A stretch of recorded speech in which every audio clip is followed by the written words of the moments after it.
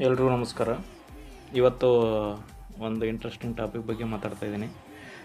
R C B ಮೊನ್ನೆ ಒಂದು match ಆಯಿತು. RCB ವರ್ಸಸ್ ರಾಜಸ್ಥಾನದಲ್ಲಿ ನಿಮ್ಗೆ ಗೊತ್ತೇ ಇದೆ. RCB ಅವತ್ತು ಮ್ಯಾಚ್ ಸೋತು. ಏನಕ್ಕೆ ಅಂದರೆ RCBದವರು ಒಳ್ಳೆಯ ಸ್ಕೋರೇ ಮಾಡಿದ್ದಾರೆ. ಅವರು ಸ್ಕೋರ್ ಮಾಡಿದ್ದು 202. ಬಟ್ ಏನಾಯ್ತಪ್ಪ ಅಂದರೆ ಈ ಸೂರ್ಯವಂಶಿ ಇದ್ದಾರಲ್ಲ, ವೈಭವ್ ಸೂರ್ಯವಂಶಿ, ಇಷ್ಟೊಂದು ಚಿಕ್ಕ ವಯಸ್ಸಿನಲ್ಲಿ ಅದು ಯಾವ ಥರ ಬ್ಯಾಟಿಂಗು ನಾನು ನೋಡಿದೆ. So very interesting. ಆ ಥರ ನೋಡೋಕ್ಕೆ ಆಗಲ್ಲ. ಒಂಥರ ಏನಪ್ಪ ಅಂದರೆ ಈ ಬ್ಯಾಟಿಂಗ್ ಆಡೋದ್ರಲ್ಲೂ ಅಂದರೆ ಎಕ್ಸ್ಪೀರಿಯನ್ಸ್ ಬೇಕಾಗಿಲ್ಲ ಅಂತ ಅನಿಸ್ತು ನನಗೆ ಒಂದ್ಸರಿ.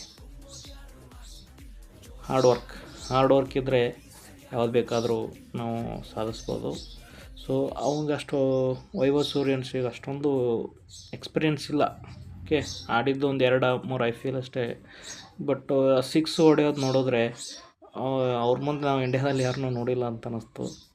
ಸೊ ನಾನು ಅದನ್ನು ನೋಡಿದ ಮೇಲೆ ಒಂದಂತರ ಅರ್ಥ ಆಯಿತು, ನೀವು ಹಾರ್ಡ್ ವರ್ಕ್ ಮಾಡಿ ಬೇಗ ಸಕ್ಸಸ್ ಆಗ್ತಾರೆ. Experience is not A matter. ಇರಬೇಕು ಬಟ್ ನಿಮ್ಮದು ಫೋಕಸ್ಸು ಮತ್ತು ಹಾರ್ಡ್ ವರ್ಕ್ ಏನಿದೆಯಲ್ಲ ಅದ್ರ ಮೇಲೆ ನೀವು ಏನು ಬೇಕಾದ್ರೂ ಸಾಧಿಸ್ಬೋದು. ನೋಡಿರಿ, ಎಷ್ಟು ಅವ್ನು ರನ್ ಹೊಡೆದಿದ್ದಕ್ಕೇ ಅಷ್ಟೊಂದು ಸ್ಕೋರ್ ಆಗಿರೋದು, ಇಲ್ಲಾಂದರೆ ಅಷ್ಟು ಸ್ಕೋರ್ ಆಗ್ತಾ ಇರಲಿಲ್ಲ.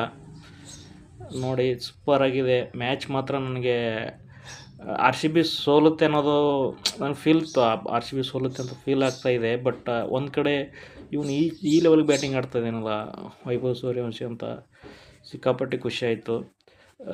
ಇಂಡಿಯಾ ಟೀಮ್ಗೆ ಒಬ್ಬನು ಒಳ್ಳೆ ಬ್ಯಾಟ್ಸ್ಮನ್ ಮತ್ತು ಸಿಕ್ಕ ಅಂತ ಅನಿಸುತ್ತೆ.